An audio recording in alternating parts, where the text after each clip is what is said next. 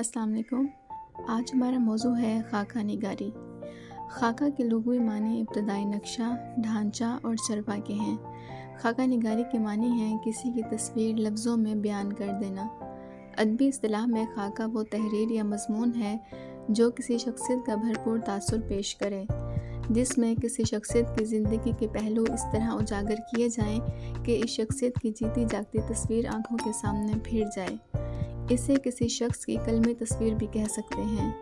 خاکہ کو شخصی مرقع یا شخصیہ بھی کہتے ہیں اور خاکہ نویسی کو شخصیت نگاری کا نام بھی دیا جاتا ہے۔ خاکہ نگاری میں نہ صرف ظاہری تصویر کشی کی جاتی ہے بلکہ باطن کا بھی احاطہ کیا جاتا ہے۔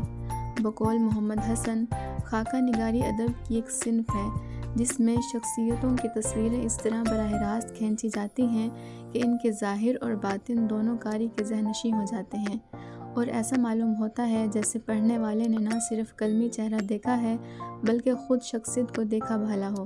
اردو کے چند خاکہ نگار اور ان کے نمائندہ خاکوں کے نام: مرزا فرحت اللہ بیگ کے خاکے کا نام ہے مولوی نذیر احمد کی کہانی، کچھ ان کی کچھ میری زبانی۔ رشید احمد صدیقی کے خاکوں کا نام ہے گنج ہائے گراں مایاں اور دوسرا ہے ہم نفسانے رفتہ۔ شاہد احمد دہلوی کے خاکے کا نام ہے گنجینہ گوہر۔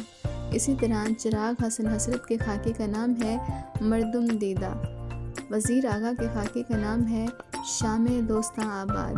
مولوی عبدالحق کے خاکے کا نام ہے چند ہم اثر۔ سعادت حسن منٹو کے خاکے کا نام ہے گنج فرشتے۔ عصمت چغتائی کے خاکے کا نام ہے دوزخی۔